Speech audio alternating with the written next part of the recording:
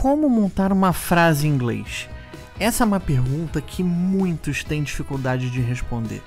Você acredita que 90% das pessoas que começam a fazer um curso de inglês não sabem nem fazer uma pergunta simples? Hoje chega disso porque eu vou mostrar para vocês como montar qualquer frase, qualquer pergunta em inglês.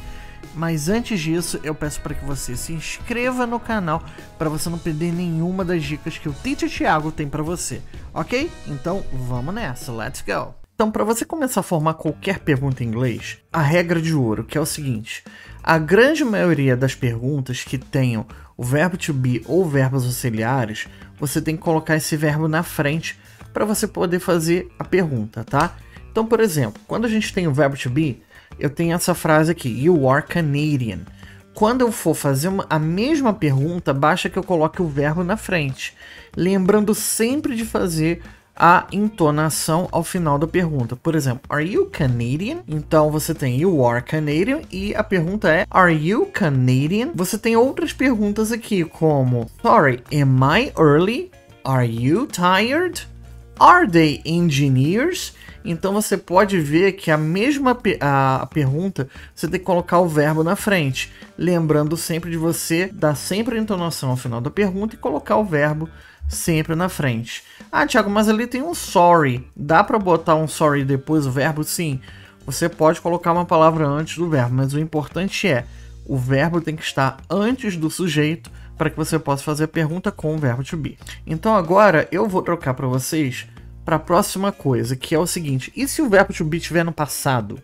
Você vai fazer da mesma forma. Você vai colocar o verbo na frente. Então, he was in India. Was he in India? Então, você vai colocar o was ou were na frente da pergunta. Como tem aqui, ó. Was it nice and sunny yesterday? Were there any snacks at the party? E aí, você sempre vai colocar o was e o were na frente. E quando tiver verbos auxiliares, você vai usar a mesma estrutura. Então, she has finished work. Has she finished work? Então você vai colocar o has na frente e o she depois. Então você vê que mesmo com os verbos auxiliares, você tem que colocar ele na frente para fazer qualquer pergunta em inglês, tá? Então, por exemplo, could you tell me where the stadium is, please? Should we have called ahead before coming? Will you have finished the report by tomorrow? Então toda vez que você botar os verbos na frente, você tem as perguntas em inglês.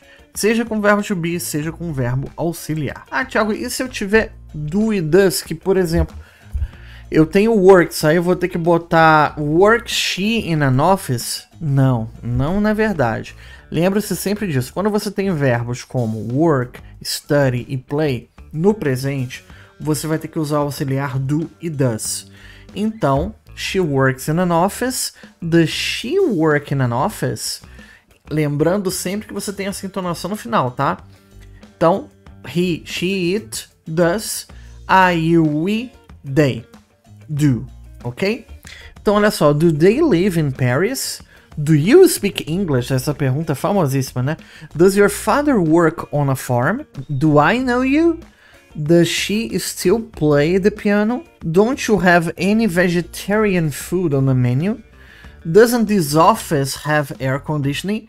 Então, para você formar isso, você tem que botar o do e does na frente, o sujeito depois. Na terceira posição, você vai colocar o verbo que você utiliza na pergunta no infinitivo. Então, do you work? Does she work? Do they work? Lembrando sempre que I, you and they do, he, she, it, does. Ah, Thiago, e se eu quiser responder essa pergunta? Por exemplo, eu consegui fazer do you work in an office? Como é que eu posso responder? Para você se comunicar de uma forma bem simples, começa respondendo de forma curta.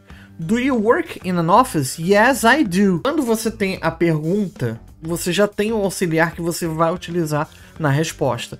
Basta que você responda usando aquele auxiliar. Você tem que prestar bastante atenção na pergunta e aí você consegue responder de forma simples. Começa dessa forma e aí depois você vai aumentando até você conseguir responder de forma completa. Então, o que você tem que prestar bastante atenção, e eu garanto que isso vai valer o seu like. São duas coisas. A primeira é o seguinte: quando você estiver fazendo perguntas no passado, como they bought a new car, você tem que usar o did. Did they buy a new car? Da mesma forma que você tem o do e does para verbos no presente, você vai ter que usar verbos no passado também. Para isso, você tem que usar o did, sempre lembrando de colocar ele na frente. E o que você tem que tomar mais cuidado é o seguinte, muitos alunos erram o seguinte, olha só, does she work in a school? Does she works in a school? Muitos alunos, quando tem o do, o does, ou do, ou did, normalmente eles mantêm o verbo original. Então, does she works e did they bought. Isso é um erro muito comum, mas que você tem que tomar cuidado. Quando você usa o does, o verbo tem que estar sempre no infinitivo. Então, does she work? E quando você está no passado, did they buy?